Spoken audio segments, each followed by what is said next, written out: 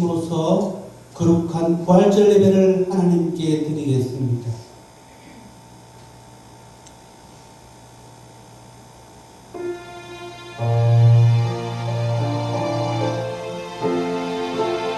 우리 하나님을 찬양하는 일이 선하며 찬송하는 일이 아름답고 마땅하도다.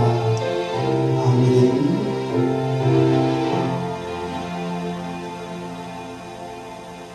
모두 자리에서 일어서셔서 찬송가 38장으로 하나님께 찬양 드리겠습니다.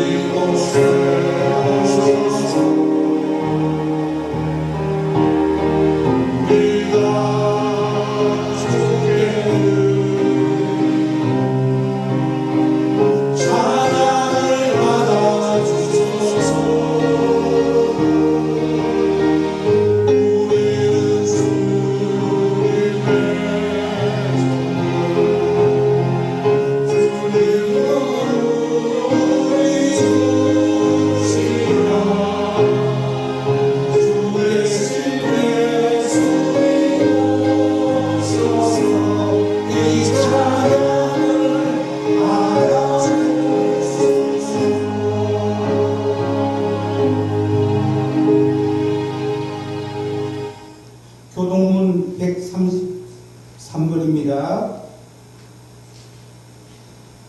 하나님께서 그를 사망의 고통에서 풀어 살리셨으니 이는 그가 사망에 있을 수 없었습니다. 우리 주 예수 그리스도로 말미암아 우리에게 성리를 주시는 하나님께 감사하노니 그러므로 내 사랑하는 성도들아 전실하며 힘들지 말고 항상 주의를 돕는 자들이니라. 이 말을 할 때에 예수께서 친히 그들 가운데 서서 이르시되 너희에게 평강이 있을지어다 하시니 그들이 놀라고 무서워하여 그 것은 영으로 생각하는지라. 예수께서 이르시되 어찌하여 두려워하며 어찌하여 마음에 의심이 일어나느냐. 내 손과 발을 보고 나인 줄 알라. 또 나를 만져보라.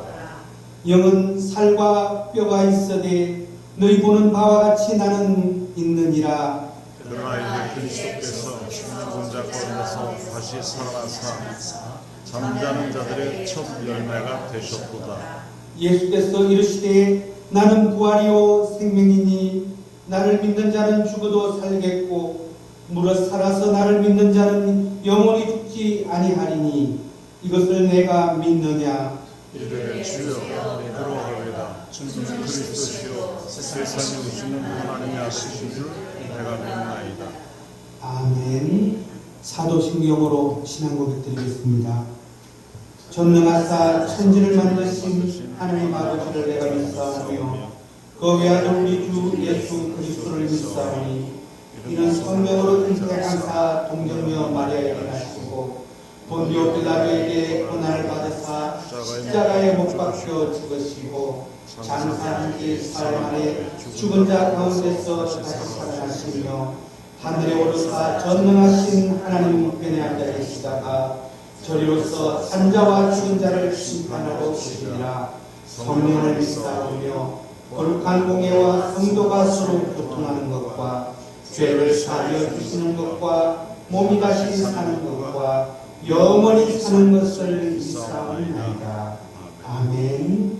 모두 자리에 앉으셔서 찬송가 27장으로 하나님께 찬양드리겠습니다.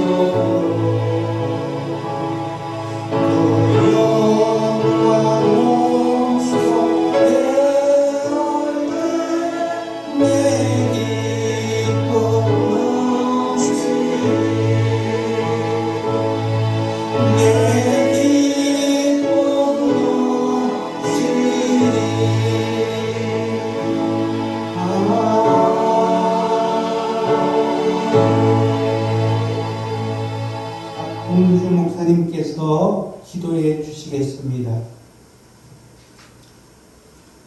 할렐루야. 살아계신 우리 하나님, 독생자의 몸을 입고 이 땅에 오신 예수 그리스도, 우리 가운데 기름 부으신 성령 하나님, 그 이름을 영원토록 찬양드립니다. 아버지 하나님의 그 은능하신 행동을 찬양합니다. 예수 그리스도의 죽으심과 살아계신 그 위대하심을 주님 찬양합니다. 우리 목소리 높여서 주님을 찬양합니다. 손뼉을 치며 주님을 찬양합니다. 소고치며 춤추며 기뻐하며 주님을 찬양합니다. 큰 소리 높여서 우리 하나님의 아름다우심을 찬양합니다. 우리가 호흡이 있으므로 주님을 찬양합니다. 우리가 건강함으로 주님을 찬양합니다. 이 소중한 시간 아버지 하나님 영광과 존귀를 영원히 받으시며 우리 가운데 임재하여 주시니 주님 감사드립니다. 그 은혜 앞에 찬양하며 나아가니 하나님 영광 받으시고 저희들의 예배를 받으시옵소서. 특별히 하나님, 우리 주 예수 그리스도의 죽으심과 그리고 사망 권세에 깨뜨리시고 영원한 죽음을 깨뜨리시고 사탄의 권세를 깨뜨리시고 우리 모든 죄를 짊어지시고 살아나신 예수 그리스도 그 이름을 찬양합니다. 이 귀한 시간 부활의 그 기쁨을 가지고 주님을 기뻐하니 주님 예배를 받아주시옵소서. 우리는 다시 살아날 것입니다. 예수님이 살으셨으므로 우리도 살아날 것입니다. 그래서 주님이 계신 그곳에서 주님과 더불어서 영원히 왕노릇하며 살 것입니다. 특별히 주님 그 믿음 때문에, 그 말씀 때문에, 십자가 때문에, 그 복음 때문에 죽었던 성도들, 고통당했던 성도들, 이름도 없이 빛도 없이 살았던 그 성도들과 얼굴과 얼굴을 겸연하여서 우리가 바라볼 것입니다. 하나님 그날을 사모하며 그날을 기뻐하며 또 우리는 이 땅에서 부활의 기쁨으로 살겠습니다. 주님 기도하며 소망합니다. 이 기쁨, 이 소망이 온 세계와 열방 중에 충만하시길 바라고 소망합니다. 지금 이 시간에도 주님을 예배하며 숨어서 예배하며 고통 중에 예배하며 억압 중에 예배하며 죽음을 두려워하지 않고 예배하는 하나님의 수많은 백성들에게 주님 친히 찾아가 주셔서 부활의 기쁨으로 함께하여 주시기를 바라고 소망합니다. 특별히 아버지 하나님, 우리 조국 대한민국을 긍휼히 여겨 주시옵소서. 사람들은 이제 이 땅 가운데, 이 대한민국 가운데 희망이 없다고 하고 젊은이들이 꿈을 잃었다고 하고 복음이 더 이상 증거되지 않는다고 실패하며 절망하며 살아갑니다. 그러나 하나님께서 이 대한민국 가운데 바울에게 무릎을 꿇지 않는 수천 명의 수백 명의 사람들을 숨겨놓으시고 예배의 아름다운 자리로 인도하신 줄로 믿습니다. 이 대한민국 가운데 은혜를 베풀어 주셔서 하나님 다시 부활의 기쁨이, 생명의 기쁨이, 능력의 기쁨이 충만할 수 있도록 은혜 위에 은혜를 베풀어 주시옵소서.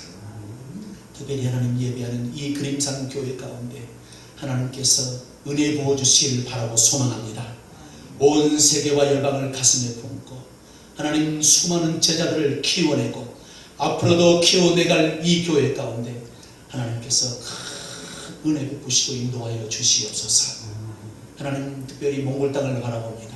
그 몽골 땅 가운데 하나님의 지혜와 지식과 명철과 죄의 사함과 용서가 충만할 수 있도록 은혜 위에 은혜를 베풀어 주옵소서. 이 소중한 시간에 또 주의 종을 세우시고 부활의 진리의 말씀을 가지고 선포되어질 때 우리 귀 열어주시고 마음문 열어주시고 심령 열어주셔서 다시 한번 예수 그리스도의 그 부활의 능력이 우리 안에 물밀듯이 기쁨으로 찾아올 수 있도록 은혜 베풀어 주시옵소서. 예배가 마쳐지는 시간까지 하나님 우리 생각 붙들어 주시고 우리 영혼 붙들어 주시고 우리 육체 머리끝에서 발끝까지 붙들어 주셔서 사탄이 틈타지 못하게 하시고 거룩함 앞에 이 어둠이 물러갈 수 있도록 은혜 베풀어 주시옵소서.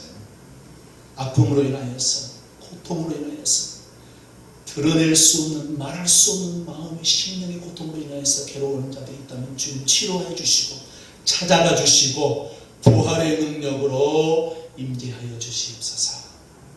감사드리며 우리 주 예수 그리스도의 이름으로 기도드립니다. 아멘.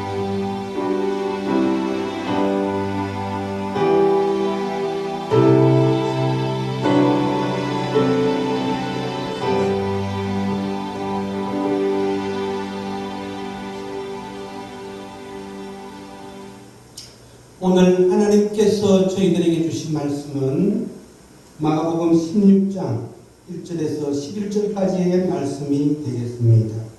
제가 봉독해 드리겠습니다. 안식일이 지남에 막달라 마리아와 야고보의 어머니 마리아와 또 살로메가 가서 예수께 바르기 위하여 향품을 사다 두었다가 안식 후 첫날 매우 일찍이 해 돋을 때에 그 무덤으로 가며 서로 말하되 누가 우리를 위하여 무덤 문에서 돌을 굴려 주리오 하더니 눈을 들어본 적 벌써 돌이 굴려져 있는데 그 돌이 심히 크더라. 무덤에 들어가서 흰옷을 입은 한 청년이 우편에 앉은 것을 보고 놀라매 청년이 이르되 놀라지 말라. 너희가 십자가에 못 박히신 나사렛 예수를 찾는구나. 그가 살아나셨고 여기 계시지 아니하니라. 보라, 그를 두었던 곳이니라. 가서 그의 제자들과 베드로에게 이르기를 예수께서 너희보다 먼저 갈릴리로 가시나니 전에 너희에게 말씀하신 대로 너희가 거기서 배우리라 하라 하는지라. 여자들이 몹시 놀라 떨며 나와 무덤에서 도망하고 무서워하여 아무에게 아무 말도 하지 못하더라. 예수께서 안식 후 첫날 이른 아침에 살아나신 후 전에 7 귀신 쫓아내어 주신 막달라 마리아에게 먼저 보이시니 마리아가 가서 예수께 함께하던 사람들이 슬퍼하며 울고 있는 중에 이 일을 알림해 그들은 예수께서 살아나셨다는 것과 마리아에게 보이셨다는 것을 듣고도 믿지 아니하니라. 아멘. 아멘. 찬양. 할렐루야. 예. 우리 앞뒤 좌우에 계시는 분들에게 한번 예수님이 살아나셨습니다. 한번 해볼까요? 시작. 예수님이 살아나셨습니다. 예. 예수님이 살아나셨습니다. 할렐루야. 예. 부활의 첫 정인이 된 우리 막달라 마리아처럼 예수님이 살아나셨어요. 오늘은 예수님이 살아나심을 증거하는 날입니다. 우리가 정인이 되어서 예수님의 그 살아나심을 날마다 만나는 사람마다 붙잡고 오늘은 예수님이 살아나셨습니다. 예수님이 살아나셨습니다. 정언하는 모두가 되시기를 축원합니다. 아멘. 예, 모두 오늘 이렇게 거룩한 부활주의를 맞이하게 된 것에 진심으로 감사드립니다. 우리 교회는 제주도에서 이렇게 또 어제부터 새벽부터 날라와서 부활을 준비하면서 또 이렇게 함께하고 또 원방급체에서 오신 지도자들, 목사님들, 전도사님, 또 권사님, 장로님, 우리 교회는 모두가 부활의 정인들만 모여 있습니다. 그래서 하나님께서 기뻐 받으시는 이러한 부활 예배가 된 줄 믿습니다. 아멘. 모두에게 이제 하늘의 소망과 기쁨이 넘치시기를 바랍니다. 고난의 표자로 이 모든 것을 다 인내하시고 다 이루었다. 끝까지 인내하셨다. 나를 위해서 모든 것을 다 주시고 이제 그 인내하신 그 주님께서 나를 기념하라 라고 말씀하셨죠. 하나님을 경외하고 우리는 이날에 더 다짐해야 하는 것이 하나님을 위로는 경외하고 아래로는 이 땅에서는 영혼을 위해서 영혼을 사랑할 수 있는 그 새 계명, 그 사랑을 전하는 이러한 십자가의 전달자들이 되시기를 축원합니다. 아멘. 우리 주님께서도 가장 기뻐하는 것이 아마 그것일 것입니다. 사랑의 정인, 그 십자가의 사랑, 그 십자가의 사랑은 모든 것을 보듬을 수 있는 그 사랑을 전하라고 저와 여러분에게 오늘 또 다시 한번 부탁하는 이러한 부활절 예배가 되어야 될 줄 믿습니다. 아멘. 부활의 정인들 마가복음 우리가 16장 1절로 11절 말씀을 한번 같이 상고하도록 하겠습니다. 오늘은 기독교의 최대 명절인 부활절입니다. 예수님이 사망 권세를 이기시고 부활하신 날입니다. 죽음이란 육신을 떠난 사람의 영혼이 그 행위대로 심판대 앞에 서는 것입니다. 인간 스스로가 벗어날 수 없는 운명과 같은 것입니다. 그러므로 오래전부터 인간은 큰 과제 하나를 가지게 되었습니다. 죽음의 공포로부터 벗어나는 것이었습니다. 이 죽음의 공포로부터 벗어나는 것. 그리고 자신의 영혼이 영원한 그 평화 가운데 안식을 누리는 것이었습니다. 과학이 발달하고 세상의 지식이 아무리 뛰어난다 해결할 수 없는 이 문제, 이 과제가 바로 죽음의 문제입니다. 이제 이 문제를 해결책이 없음을 깨달은 인간은 역설적인 방안을 찾기 시작했습니다. 피할 수 없으면 절겨라라는 것입니다. 살아있을 때 즐기자. 또한 죽음은 그 다음의 문제지. 죽음은 그 다음의 문제이니 거기에 너무 신경 쓰지 말자라고 외치는 것입니다. 죽음이란 문제를 관심 밖의 대상으로 둠으로써 두려움을 회피하는 것입니다. 우리가 만약 예수님을 믿지 않는다면 그들과 똑같은 삶을 살고 있을 것입니다. 눈앞에 보이는 그 부와 그 성공의 가치관에 묶여서 더 큰 죄를 범하여 심판의 제목이 더 늘어갈 것입니다. 사랑하는 성도 여러분, 성경에 기록된 말씀은 한치 오차도 없습니다. 기록된 대로 반드시 일어납니다. 세상 사람들이 살아가는 모습을 우리는 거울 삼아 성경의 가르침을 다시 한번 깨달아 참된 진리로 사는 그리스도인들이 되시기를 부탁합니다. 아멘. 예수님께서는 한계에 부딪힌 그 인간의 과제를 해결해 주셨습니다. 저와 여러분의 그 한계에 부딪힌 문제를 예수님께서 해결해 주셨습니다. 예수님께서 십자가 위에서 죽으시고 부활하심으로써 사망의 그 굴레를 벗어나게 하신 것입니다. 그리스도인들에게서 복음의 핵심은 바로 예수님의 십자가와 죽으심과 부활의 사건입니다. 그리고 그 십자가의 죽으심과 그 부활을 믿는 자마다 구원을 받고 영생의 길이 열린 것입니다. 신약 성경의 사복음서들은 한결같이 예수님의 부활을 상세하게 수록하고 있습니다. 그런데 부활의 그 첫 정인들은 우리가 생각하는 것 같이 유명한 사람들이 아니었습니다. 제가 목회를 하면서 또한 선교를 하면서 제자들을 훈련시키면서 한 가지 깨닫게 된 것이 있습니다. 하나님이 쓰시는 사람들은 아주 평범한 사람들이라는 사실입니다. 그렇게 위대하고 똑똑하고 그런 사람들이 아니라 하나님이 쓰시는 사람들은 아주 평범한 사람들이라는 사실입니다. 이것은 기독교의 천년 역사가 바로 그렇습니다. 하나님께 쓰임받는 사람들은 세상에서 명성을 얻는 사람들이 아니었습니다. 평범한 사람들을 들어서 하나님께서는 하나님 나라에 크게 사용하셨습니다. 그러므로 기독교의 역사, 또한 복음의 역사는 평범한 사람들이 이루어 놓은 비범한 역사다라고 말할 수가 있습니다. 오늘 본문의 부활의 첫 정인들로 하여금 하나님께서 사용하신 사람들이 지극히 평범한 사람들이었습니다. 마가복음은 4권의 복음서 중에서 가장 먼저 기록된 성경입니다. 마가복음은 4권의 복음서 중에서 가장 적은 분량인 몇 장? 16장으로 기록되어 있는 말씀들이지만 그 예수님의 그 공생애를 가장 잘 기록한 복음서입니다.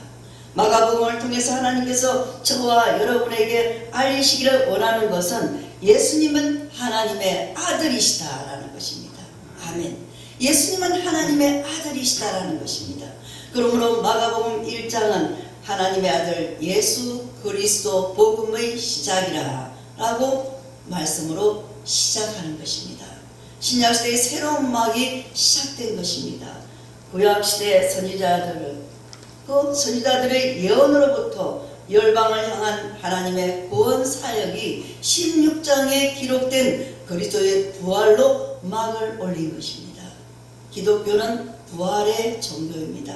우리는 죽은 예수님을 믿는 것이 아니라 살아계신 예수님, 산 예수님, 다시 말해서 지금도 저와 여러분과 함께 살아 역사하시는 예수님을 믿는 것입니다.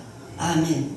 그러므로 사망을 이기시고 영원한 생명을 주신 그 예수님을 믿고 살아가는 삶이기에 오늘도 기쁨과 소망이 있는 줄 믿습니다. 아멘. 나아가 우리가 그 생명의 주님과 함께 영원한 하나님의 나라에 들어가서 영원한 영생의 삶을 살게 되는 줄 믿습니다.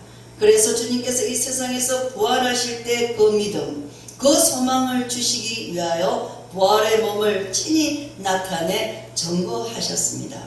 부활하신 이후 40일 동안 이 땅에 계시면서 또한 제자들과 함께 하셨습니다. 그들이 의심하지 말고 부활의 믿음으로 살아가기 위함이었습니다. 왜 예수님께서 40일 동안 또 제자들과 함께 하셨을까요? 의심하지 말고, 이제 의심하지 말고 그 부활의 믿음으로 살아가게 하기 위함이었습니다.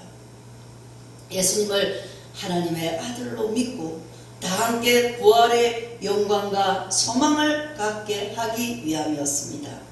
무엇보다도 그들이 부활의 증인들로 살아가게 하기 위함이었습니다. 사도행전 이후의 복음의 역사는 부활신앙을 바탕으로 이루어진 것입니다. 죽음을 두려워하지 않는 제자들의 복음 사역은 예수님께서 친히 보이신 그 부활의 믿음으로 가능하게 된 것입니다. 그런데 예수님께서 부활하신 후에 가장 먼저 보이신 사람들은 제자들이 아니라 누구죠? 이전에 7 귀신을 쫓아내어준 막달라 마리아였습니다. 그리고 그녀로 하여금 제자들을 찾아가서 그 예수님의 부활 소식을 전하게 하셨습니다. 예수님이 살아나셨어요. 예수님이 살아나셨어요. 그 부활을 전하게 하셨습니다. 그렇다면 왜 부활하신 예수님께서 가장 먼저 막달라 마리아를 찾아오신 것일까요? 그 이유를 복음서를 통해서 한번 살펴보겠습니다. 첫째, 막달라 마리아는 주님의 은혜를 체험하였기 때문입니다. 막달라 마리아는 그 주님의 은혜를 체험하였기 때문입니다. 성경에 보면 마리아는 이 여인들이 많이 소개됩니다. 원래 이 이름은 마라에서 온 것입니다. 이 말은 마라, 괴로움, 비탄 이런 의미를 가지고 있습니다. 그러므로 신약 성경에는 6명의 마리아가 소개됩니다. 그 중에서 가장 많이 등장하는 분은 예수님의 어머니 마리아였습니다. 그 다음은 막달라 마리아로서 복음서에 몇 번? 14번 기록되어 있습니다. 막달라 마리아는 주님을 알기 전에 7 귀신이 들었던 이러한 여인입니다. 그러나 예수님을 영접하고 고침을 받았습니다. 누가복음 8장에 보면 예수님께서는 공생의 사역을 하실 때 먼저 12명의 제자들을 사용하셨습니다. 그런데 우리 주님의 그 사역에 빼놓을 수 없는 동력자들이 있습니다. 그들이 바로 여인들이었습니다. 예수님의 그들이 여인들이었습니다.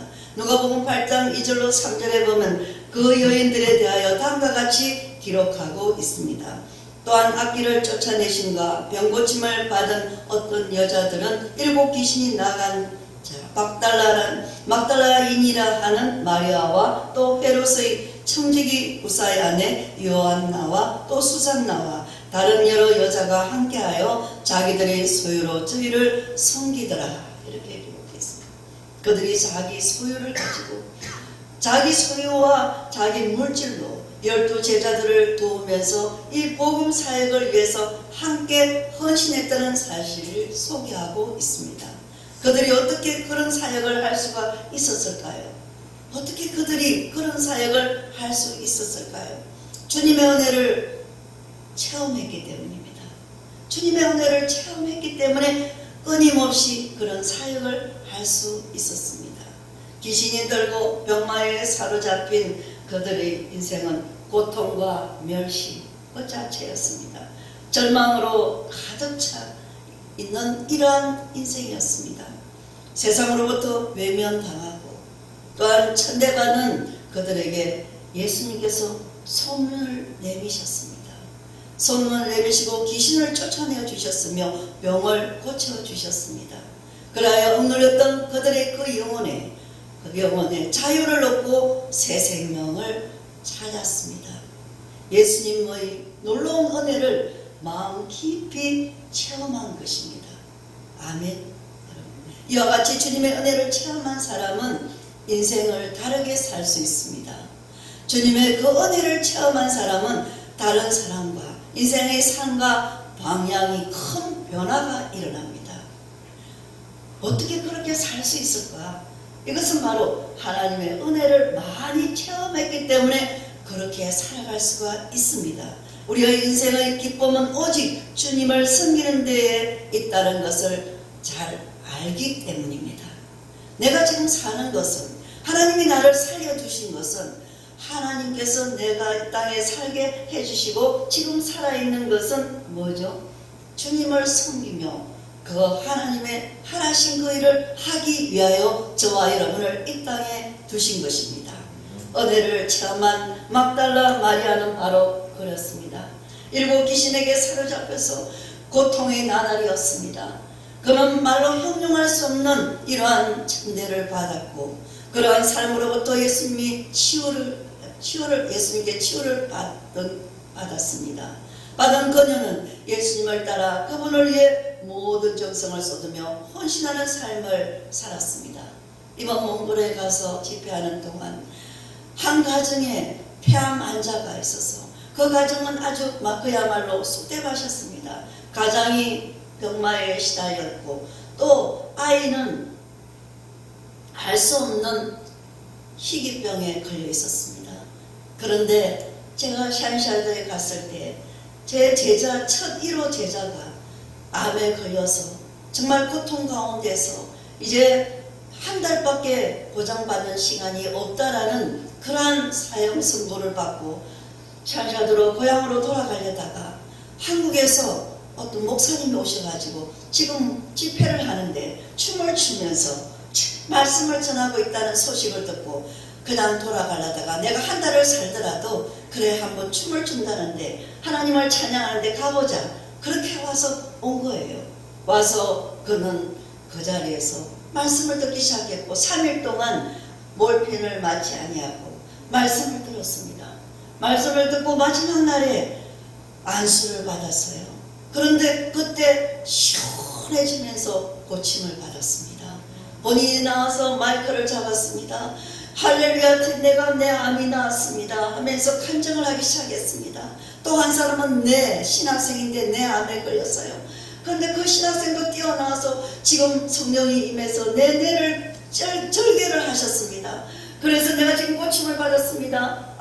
막 자기들이 나와서 마이크를 뺏어가면서 병고침을 받았다고 서로 자랑을 하기 시작했습니다. 눈물바다가 되었습니다. 밤이 늦었는데도 12시간 늦었는데도 간증하기 시작했습니다. 그랬는데 거기에서 그 많은 사람들이 치유를 받았지만 단 한 사람, 그 쇼르나라는 목사님, 그때는 지도자였어요. 그 목사님만이 제자 1기로 들어와서 12주 과정을 통과한 후에 샤인샤드로 가서 목사가 되었습니다. 그러고 나서 거기에서 목회를 열심히 했습니다. 병이 다 나아버렸습니다. 10년이 지났습니다. 그런데 어느 지나가는 미국 선교사님이 들어오셔서 우리 그 샤인샤드에 있는 제자들이 열심히 성경 공부를 하고 말씀을 가지고 기도를 하고 있는 것을 보고 오셔서 함께 예배드리고 나서 이 교회를 내가 자기 집을 처소로 내어놨거든요. 그런데 내가 이 교회를 건축해 주겠다 이렇게 하고 선교사님이 아주 아름다운 교회를 건축해 주셨어요. 그러고 나서 미국으로 그냥 가셨어요. 10년째 그런 일이 일어났습니다. 그래서 목사님 이번에 샤인샤드로 14기 제자들을 데리고 우리 교회에 오셔서 좀 채워주세요. 성도들을 좀 채워주세요. 그렇게 해서 옷을 대접해가지고 45명이 갔습니다. 14기 제자들과 함께. 그렇게 가는 중에 전도를 했습니다. 가니까 쇼르나 지도자가 어떻게 말을 했는지 내 병을 고쳐준 스승이 온다라는 소식을 들었어요. 그래가지고 온갖 환자들이 암병 모든 병이 걸린 사람들이 기다리고 있다는 거예요. 근데 항사가 앞을 가려가지고 길이 안 보여요. 그래서 목사님 제자들을 다 안수해서 보내고 전도하러 보내고 나서 저는 그런 집들을 차를 가지고 앞이 안 보이는데 제일 앞에서 보니까 길이 안 보여요. 그런데 그 사람들은 늘 다니던 길이니까 전쟁통 같은 그 길을 가더라고요. 그런데 모두가 다 열몇 집을 다니면서 안수 기도를 했습니다. 환자들 병 기다리고 있는 사람들, 한 집에 가면은 20명, 한 집에 가면은 30명, 아이들까지 다 모여 집합을 계례회가 있어요. 그래서 우리 목사님을 고쳐주신 스승님이 오셨다 이래가지고는 병자들이 다 와 있어요. 그래서 안수를 하는 순간 하나님께 고쳐주시고 거기에서 아이들이 화답하면서 찬양을 해요. 몽골어는요 또 전통이 뭔지 아세요? 너무 아름다워요. 하나님이 내 병을 고쳐주셨다 하면서 뭐냐면은 초콜릿 하나 주시고요. 그러고 나서 아이들이 찬양을 해요. 화답으로 찬양하면서. 그러면서 눈물을 흘리기 시작합니다. 그래서 유명한 분이 오셨다. 예수님과 닮은 사람이 오셨다. 모여라 이러면서 아이들이 자기만 고침받는 게 아니라 나가서 또 전하는 거예요. 그러면서 데려오는 거예요. 그렇게 해서 그들은 자유와 해방을 얻었습니다. 그날에 216명이 결신을 하고 다 저녁에 와서 먹을 것을 주고 저녁 집회를 하기 시작했습니다. 그러면서 그들이 다 살아계신 예수님을 찬양하게 되었습니다. 귀머거리가 귀가 열려버렸고 벙어리가 입을 열면서 처음 하고 싶은 말이 뭐였습니까 하니까 해보세요 했더니 주님 부르더라고요. 여러분 눈물이 났어요. 제일 먼저 하고 싶은 말이 뭐였습니까 하니까 할렐루야 하고 주님이라는 거예요. 주님. 나도 한번 저 주님을 불러봤으면 좋겠다. 벙어리가요. 할렐루야 주님 주님 하면서 눈물을 흘리기 시작했고 5살, 6살짜리 아이가 너는 왜 그렇게 울고 있니? 그랬더니 내 죄가 너무나 커서요. 내 죄가 너무 커서요. 여러분 6살짜리가 뭐가 그렇게 죄가 많이 지었겠습니까? 그런데 통곡을 하고 울고 있는 거예요. 6살짜리가. 또 한 아이는 너는 또 왜 울고 있니? 그랬더니 저기 있는 병든 이 뒤틀려가지고 와서 내성마비처럼 이렇게 앉아있는 저 영혼이 불쌍해서 울고 있어요. 우리 주님이 예수님이 저 사람 저 오빠 좀 고쳐줬으면 좋겠어요. 그래서 울고 있는 거예요. 여러분 성령이 임하고 예수 그리스도가 복음이 들어가니까 영혼을 사랑하게 됐다는 거예요. 여러분 그게 바로 정인입니다. 영혼을 사랑하니까 영혼에 미치는 것입니다. 영혼을 내가 그 은혜를 받았기 때문에 정인으로 살 수가 있는 것입니다. 은혜를 체험하면 그렇습니다. 헌신할 수가 있습니다. 7 귀신에 사로잡혀 있고 벙어리가 되어서 얼마나 답답한 삶을 살았겠습니까? 그들에게는 빚이라는 것이 없었습니다. 그런데 그 고통의 삶으로부터 자유와 해방을 주신 그 치유를 받은 사람들은 예수님을 따라 그분을 위해서 모든 정성을 쏟으며 헌신하는 삶을 살게 되었습니다.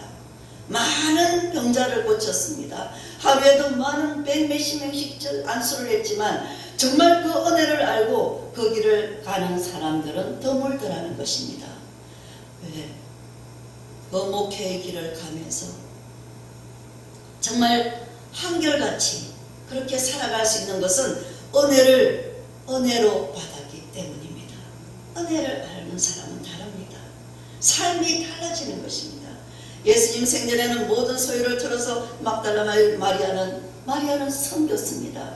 예수님의 동력자가 되었습니다. 제자들의 동력자가 되었습니다. 자기 소유를 팔아서 그들을 섬겼고 그들을 먹였습니다. 예수님의 십자가에 못 박히시자 제자들은 다 뿔뿔이 도망가 버렸습니다. 그러나 그 자리에 어머니 마리아와 막달라 마리아는 지켰습니다. 내 사랑의 주여, 내 사랑의 주여, 내 사랑의 주여. 그는 사랑의 주님, 그 주님을 애끓는 심령으로 부르기 시작했습니다. 그 빈무덤을 끝까지 지켰습니다. 그리고 안식 후 첫날 이른 아침에 향품을 준비하여 야고보의 어머니 마리아와 살로메라는 여인과 함께 예수님의 몸에 향유를 바르기 위해 무덤까지 찾아갔던 것입니다. 둘째는 막달라 마리아는 참된 믿음을 가졌기 때문입니다. 믿음이 참된 믿음이 있습니다. 시험을 다 통과하는 믿음. 예수님은 십자가에서 내가 다 이뤘다. 이 참된 믿음, 아버지의 뜻을 이루는 믿음. 막달라 마리아는 그 누구보다 예수님을 사랑하고 섬겼던 여인이었습니다. 제자들마저 그녀의 믿음과 헌신을 시기할 정도였습니다. 그러한 그녀에게 예수님은 특별한 신뢰를 가진 것입니다. 따라서 두려움에 떨고 있는 제자들을 찾아가 그 그리스도의 부활을 전했습니다. 전하라고 예수님이 부탁하신 것입니다. 그런데 그 소식을 들은 제자들은 어떠했습니까? 제자들의 반응은 어떠합니까?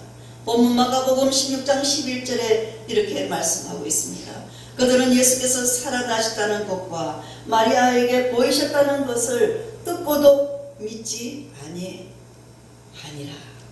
듣고도 믿지 아니하니라. 여러분, 이 말씀을 통하여 우리는 예수님께서 제자들을 먼저 찾지 아니하시고 막달라 마리아를 찾으신 이유를 분명히 알 수 있습니다. 왜 부활의 첫 소식을 막달라 마리아에게 가서 전하라고 부탁하셨는지 그 이유를 분명히 알 수 있습니다. 제자들의 믿음은 아직도 연약합니다.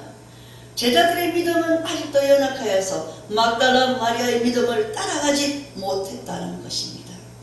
요한복음 20장에 보면 의심이 많은 도마를 찾아오신 예수님께서 이렇게 말씀하십니다. 요한복음 20장 27절에 내 손가락을 이리 내밀어서 내 손을 보고 내 손을 내밀어서 내 꿀에 니 넣어보라. 그리하여 믿음이 없는 자 되지 말고 믿는 자가 되라 라고 말씀하십니다. 그러므로 사랑하는 성도 여러분, 도마 같은 믿음을 갖기보다 막달라 마리아 같은 믿음을 가지시기를 축원합니다. 아멘. 주님께서도 도마에게 너는 나를 본 거로 믿느냐? 보지 못하고 믿는 자들이 복되도다 하고 요한복음 20장 29절에 말씀하셨습니다.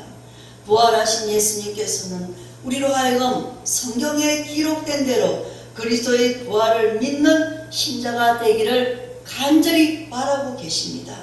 그 이유는 예수님께서 몸소 부활을 보이심으로 동일한 일이 우리에게도 일어날 것이라는 것을 알게 하기 위함입니다. 아멘. 우리가 신앙생활을 하면서 해마다 여러분들이 부활주일이 돌아옵니다. 우리가 이 부활주일에 오늘 우리가 유념해야 할 것은 이성에 바탕한 합리적인 사고방식으로 성경의 모든 말씀을 이해하려고 하지 말라는 것입니다. 성경에 보면 사두개인들이 그러했습니다. 그들은 기적을 믿지 않았고 성령을 인정하지 않았으며 그리스도의 부활을 믿지 않았습니다. 이성을 늘 우위에 두고 합리적인 생각에만 매여 있었기 때문입니다. 물론 우리가 성경을 읽고 또한 공부할 때는 이성을 배제할 수 없습니다. 그러나 성경의 내용 중에는 이성적으로 이해할 수 없는 신비로운 말씀들도 많이 있습니다. 예수님이 부활하신 사건은 또 그러합니다. 믿음의 눈으로 바라보지 않으면 도저히 이해할 수가 없으며 말씀에 대한 큰 의문을 남기게 됩니다. 이럴 때일수록 우리는 인간의 지혜가 얼마나 짧은지를 이제는 인정하는 이런 겸손함이 필요한 것입니다. 이사야 55장 8절로 9절에도 내 생각이 네 생각과 다르며 내 길이 너의 길과 다름이니라. 여호와의 말씀이니라. 이는 하늘이 땅보다 높음같이 내 길은 너의 길보다 높이며 내 생각은 너의 생각보다 높음이니라 라고 말씀하고 있습니다. 마태복음 24장 24절에 보면 또 이렇게 예언하고 있습니다. 말세에는 거짓 그리스도인들과 거짓 선지자들이 일어나 큰 표적과 기사를 모여 할 수만 있으면 택하신 자들도 미혹하게 하리라 라고 예언하고 있습니다. 인간의 지식과 이성이 접근하여 믿음을 갖게 만드는 과학이라는 이러한 괴물이 저 그리스도를 만들어낼 수도 있습니다. 요즘 여러분이 잘 아시지만 요즘 파장을 일으키는 챗GPT라는 인공지능에 대하여 신중히 우리가 살펴볼 필요가 있습니다. 지금까지 누렸던 인간의 정보와 그 지식을 모조리 흡수하여서 초월적 그러한 신뢰를 얻음으로써 숨은 목적대로 인간을 세뇌화시킴으로써 반기독교적 그러한 인간상으로 변질시킬 수가 있습니다. 인간의 의식 문명을 바꾸는 이러한 우리가 코로나 팬데믹 이러한 이유, 지금은 챗 GPT라는 이러한 것이 등장했다는 것을 시사하는 바입니다. 그러므로 오늘과 같은 말세 때는 예수님을 사랑하여서 그분의 말씀대로 믿고 따라가는 막달라 마리아 같은 믿음이 우리를 구원의 길로 이끄는 믿음이 되는 것입니다. 아멘. 우리 모두가 막달라 마리아 같은 이런 믿음을 되시기를 축원합니다. 주님 사랑합니다. 날마다 주님을 사랑해서 따르고 그 주님을 사랑함으로 내 사랑의 주요, 내 능력의 주요, 그 주님을 찾는 이러한 하나님의 사람들이 되시기를 바랍니다. 그럼 우리는 그분의 말씀대로 믿고 따라가야 합니다. 그리스도인들은 죽음을 이기시고 부활하신 예수님을 믿는 사람들입니다. 그리스도인이란 죽음을 이기시고 부활하신 그 예수님을 믿는 사람들이 그리스도인입니다. 그리스도인들은 또한 세상 사람들이 보지 못하는 것을 보고 듣지 못하는 것을 듣는 특별한 사람들입니다. 그러므로 누가복음 24장 46절로 48절에 이렇게 말씀합니다. 또 이르시되 이같이 그리스도가 고난을 받고 제3일에 죽은 자 가운데서 살아날 것과 또 그의 이름으로 제사함을 받게 하는 회개가 예루살렘에서 시작하여 모든 족속에게 전파될 것이 기록되었으니 너희는 이 모든 일의 증인이라. 아멘. 그리스도의 부활을 전하는 증인이 되시기를 축원합니다. 아멘. 요한복음 11장 25절과 26절에 나는 부활이요 생명이 나를 믿는 자는 죽어도 살겠고 무릇 살아서 나를 믿는 자는 죽지 않고 영원히 살리라. 할렐루야. 아멘. 이 말씀처럼 부활은 새로운 생명의 창조 사건입니다. 죄로 인해 사망의 권세 아래 놓이게 된 인류에게 예수 그리스도의 십자가의 그 죽음과 부활을 통하여 새 생명을 얻는 길이 열렸기 때문입니다. 믿으십니까? 아멘. 이 세상은 우리가 바라고 구해야 할 것이 없습니다. 겉으로만 보면 좋아 보이고 모든 것이 화려하고 좋아 보이는 것이 있을지는 모르지만 그러나 아무리 좋아 보이는 것이 있어도 세상은 여전히 저주 아래 있고 고통으로 가득 차 있습니다. 세상을 바라본다면 어떤 절망입니다. 내가 이 세상에서 열심히 내 힘으로 열심히 산 사람일수록 시간이 지나면 지날수록 후회와 허무밖에 없습니다. 그러므로 주님께서 부활신앙을 통하여 성도는 이 세상을 목표를 향해서 살아가면 안 된다는 것을 저와 여러분에게 말씀하고 있는 것입니다. 아멘. 부활신앙이 우리의 삶의 중심에 와야 합니다. 중심에 있어야 합니다. 그러므로 만약 그리스도인이 부활신앙을 잊어버리면 여기에 기복신앙이 될 수 있고 변질이 됩니다.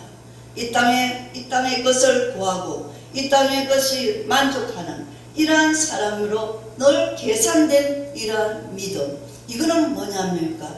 이거는 기복신앙이 될 수가 있습니다. 그런 사람에게 천국은 관심사가 아닙니다. 그거는 그냥 그 다음이고 죽고 나서 어떻게 되든지 오늘 그냥 내가 그냥 그거는 잊어버리고 살자. 준비하는 사람이 되지 못합니다. 하나님의 백성은 부활의 복음을 가지고 있습니다. 그러므로 어떤 환난이 닥쳐와도 어떤 시험이 닥쳐와도 이겨낼 수 있는 능력이 있습니다. 아멘. 우리가 범사에 감사할 수 있고 항상 기뻐할 수 있는 이유도 그 신앙 속에 살고 있기 때문입니다. 부활 신앙 속에 살고 있기 때문입니다. 그래서 산 소망이 뭐죠? 예수 그리스도라는 것입니다. 진정한 우리의 산 소망은 바로 예수 그리스도입니다. 우리는 이 세상에서 소망할 것이 별로 없어요. 그거는 헛된 소망, 아니면은 부활의 복음은 우리의 모든 절망과 고통과 실패를 뒤엎고도 남는 능력이 있습니다. 아멘. 만약에 부활이 없다면 우리 그리스도인에게 일어날 모든 이러한 불행은 불행으로 끝나는 것입니다. 그러나 부활은 모든 것을 반전시키는 능력이 있습니다. 할렐루야. 지금 시대에 우리가 당하는 조롱과 멸시는 조금 지나면 끝이 납니다. 여러분이 어떤 조롱을 당하고 어떤 멸시를 당할지라도 이거는 영원하지 않습니다. 시간이 지나면 그것은 끝이 납니다. 악인은 징벌을 당할 것이고 하나님의 백성들은 영광스러운 그 부활에 참여하게 될 것이기 때문입니다. 할렐루야. 사랑하는 성도 여러분, 우리에게는 부활이 있습니다. 예수님을 따르는 자녀에게 영광스러운 부활, 그 부활의 나라가 준비되어 있습니다. 아멘. 우리들은 그러한 장래의 약속이 보장된 하나님의 나라의 자녀이기 때문에 이 세상에 사는 사람들과 사는 방식이 삶이 전혀 다르게 살아야 됩니다. 아멘. 부활은 믿는 자로 하여금 영광의 문으로 들어가는 축복입니다. 그리고 성도가 주님의 부활에 동참한다는 것은 하나님의 완전한 보상이요, 또한 그들이 누릴 최고의 영광인 것입니다. 예수님의 죽음으로 시리에 차 엠마오로 가던 두 제자에게 부활의 주님이 찾아오셨습니다. 그러자 그들의 그 절망이, 그 시리에 찬 그 모든 순간, 한순간에 그들이 희망으로 바뀌었습니다. 예수님의 부활은 믿음이 연약한 자들에게 새 사람이 되게 했습니다. 아멘. 예수님의 죽음에 충격을 받고 디베라 바닷가로 떠났던 제자들에게 부활의 주님이 찾아오셨습니다. 그리고 제자들에게 조반을 차려주시며 시리에 젖어있던 그들을 다시 일으켜 주었습니다. 여러분, 여기에서 잠깐 제가 간증을 하자면은, 제가 처음 목회를 시작했을 때 개포동에서 5천 건물, 우리 임건사님이랑 신소야 전도사는 알 건데, 그때 3년을 하니까, 개척을 딱 하니까 100명이 넘어가면서 안수 집사님과 모든 것들이 그냥 다 기반이 되면서 3년 정도 때 다 찾았어요. 처음 안수 받을 때 거의 70명 넘었으니까요, 성도들이. 그랬는데 제가 중국에 가서 죽을 고비를, 정말 해랑강 거기에서 죽을 고비를 넘기고 집회를 하고, 그러면서 버스 비행기 안에서 겨우 살아서 돌아오는 이 성에서 결단을 했습니다. 자, 돌아가서 나는 이제 제자로 살겠다. 제자로 살겠다. 목양을 하는 사람이 아니라 제자로서 떠나는 선교사가 되어야 되겠다. 한국에서 내 교인들 모아서 내 교회 부흥시키고 교회 배당 짓고, 물론 그것도 중요하지만 나는 떠나는 선교사가 되어야 되겠다. 엠마오로 찾아가는 예수님처럼 디베라 바닷가에 시리에 차 있는 그들을 찾아가서 갔던 예수님처럼, 예수님도 너희들이 오라는 거 찾아가 부활하셔서 그들에게 부활이 찾아가셨던 그 주님처럼 나도 이제 떠나는 선교사가 되어야 되겠다. 그리고 돌아와서는 성도들을 모으고, 자, 지금부터 기도하십시오. 40일 작전기도 합니다 하니까 눈이 동그래가지고, 이거는 기도 제목이 뭡니까? 라고 하더라고요. 그래서 제가 그렇게 말했어요. 지금부터 여러분들은 작전기도를 하되 저는 이제 떠나는 선교사로 살 것입니다.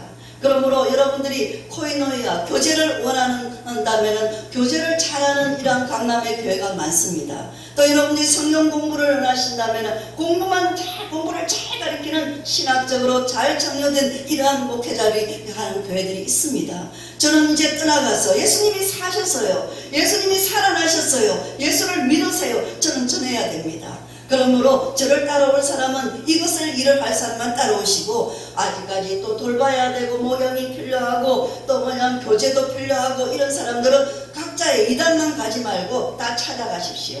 그랬어요. 그렇게 작전기도를 40일 했어요. 가라고, 떠나라고. 한 사람이 등록하는 데 있어서 저하고 21일 작전기도를 해야 등록을 하게 했어요. 한 사람을 놓고 날마다 작전기도하고 말씀을 가리키고 해가지고 등록 교인을 만들었는데, 이제는 그들에게 떠나라고 하다니 이거 뭐 간이 커도 이거 제정신이겠어요? 제정신이 아니죠. 이제 뱅뱅이 넘어가가지고 이제 뭐냐면은 용인에다가 교회 지은다고 역북동 용인시 명지대 앞에다가 뭐 땅을 해가지고 교회 짓다고 새벽마다 나는 새벽기도가 앉아있는데 안수 집사님들이랑 모여가지고 회의하고 막 이러고 있는데 나는 이게 너무 싫어요. 나는 그게 아니거든요. 그래서 다 가시라고 하고 눈물을 머금고 떠나는 사람도 있었고 그래가지고 딱 20명이 따라왔어요. 그래서 그때부터 코엑서 이전 쪽으로 가서 120평을 얻어서 그때부터 자 오늘은 열악한 교회가 있다. 우리 다 같이 그 교회 가가지고 예배드리고 전도해주고 하자. 그리고 주일날에도 거기서 모이자 하면 거기서 가고 그랬어요. 그러면서 시작된 것이 선교였습니다. 여러분 우리 그림산 교회는 지금 세계 각처의 리더들이 은혜 받은 은혜를 체험한 저와 함께 이사와 기적과 표적으로 하나님의 말씀으로 거듭난 영혼들이 열방을 향해서 나아가고 있습니다. 세계 열방에 많은 지도자들이 세워져 있고 오늘도 부활의 정인이라는 이 말씀이 세계로 선포되고 있습니다. 똑같은 설교를 지금 제자들이 똑같이 지도자로서 각 교회들에게 선포되고 있습니다. 동시에 할렐루야. 이렇게 하나님은 사용하셨습니다. 은혜를 받다 보니까 정말 전하지 않고는 견딜 수가 없었습니다. 가만히 앉아 있을 수가 없었습니다. 부활의 주님은 신약 교회를 일으켰었고 그를 따르는 제자들은 목숨을 걸고 사도의 직분을 다할 수 있게 되었습니다. 부활의 신앙을 가진 저와 여러분도 하나님의 사명을 감당하는 능력 있는 종들로 쓰임받기를 받을 줄 믿습니다. 아멘. 그리고 우리에게 다가올 부활의 찬란한 영광이 어떤 것을 알기 때문에 하나님께서 저와 여러분의 인생의 결론을 멋지게 내리줄 줄 믿습니다. 사랑하는 성도 여러분, 예수님의 부활은 부활절기에만 잠시 언급하고 지나갈 주제가 아닙니다. 우리의 본질이고 우리 신앙의 본질이고 근거이면서 중심입니다. 우리가 부활을 확실히 믿는다면 그 신앙은 저와 여러분의 삶에 전 영역을 바꿔 놓을 수 있습니다. 아멘.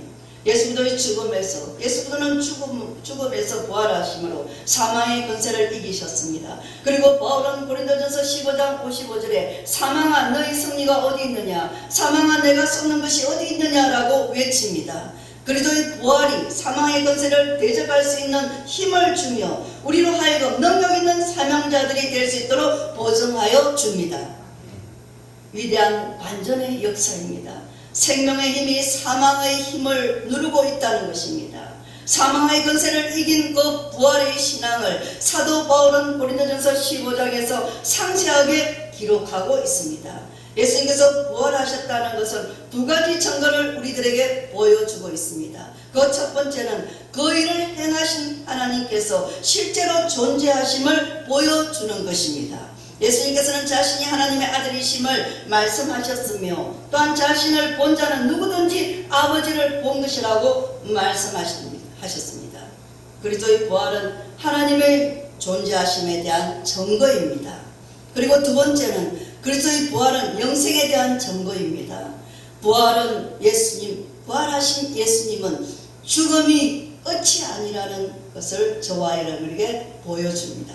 그리고 우리들로 하여금 처소를 예배하시고 다시 이 땅에 오셔서 주님이 계신 곳으로 인도해 갈 것이라고 약속하셨습니다. 그러므로 부활은 구원의 완성을 드러내는 것입니다. 그리고 부활은 오늘날 하나님의 백성이 온 땅에 선포할 복음 중에 복음의 증거입니다. 아멘. 예수님의 부활이 나의 부활이 되고 주님께서 약속하신 영생의 확신을 가지고 살아가는 사람들은 더 이상 죽음이 저주가 아니고 두려움도 아닙니다. 그것은 예수님을 알지 못하는 사망, 이 사망의 권세 아래 놓인 자들의 운명입니다. 하지만 예수님의 부활로 거듭난 저와 여러분은 그 기쁨을 우리만 누려서는 안 됩니다. 우리들의 죄를 대신하여 그 십자가를 지신 그리스도의 그 사망과 또한 그리스도의 그 사랑을 그리고 그 부활의 생명을 사망의 두려움으로 고통 속에 떨고 있는 저들에게 찾아가야 합니다. 그들에게 전해야 합니다. 아멘. 그것이 우리가 해야 할 일이고 부활하신 주님께서 부탁하신 일입니다. 그리스도의 부활의 복음이 열방으로 전파되어 새로운 생명을 살리지 못한다면 여전히 사망의 권세가 이기는 세상이 될 것입니다. 그러므로 제자들에게 한 일을 명하신 마태복음 28장 19절 이하의 말씀은 너희는 가서 모든 민족을 제자로 삼아 아버지와 아들과 성령의 이름으로 세례를 베풀고 내가 너에게 분부한 모든 것을 가르쳐 지키게 하라라는 말씀은 오늘날 우리가 지켜 행해야 할 지상 명령입니다. 아멘. 사랑하는 성도 여러분, 주님을 알지 못하는 이들에게 또한 부활의 예수를 전가하는 일에 복종해 큰 복을 받으시기를 축원합니다. 그리고 이 땅에 교회가 세워진 존재 이유이기도 합니다. 교회는 이것을 해야 됩니다. 그러므로 오늘 기독교 최대 명절 부활절을 맞이하여 우리 모두에게 영원한 부활의 생명을 주신 예수님께 더 감사하고 부활의 신앙을 통하여 여러분의 믿음 위에 큰 능력이 더하여지며 여러분의 이웃들에게 가족 자녀들에게 부활의 복음을 전하는 선하고 충성된 종들이 되시기를 예수님 이름으로 간절히 축원드립니다. 아멘. 아버지 하나님 감사합니다. 오늘 부활의 첫 주인 정인들 말씀을 통하여 오늘 우리 주님께서 말씀하신 너희는 가서 모든 민족을 제자로 삼아 아버지와 아들과 성령의 힘으로 세례를 베풀고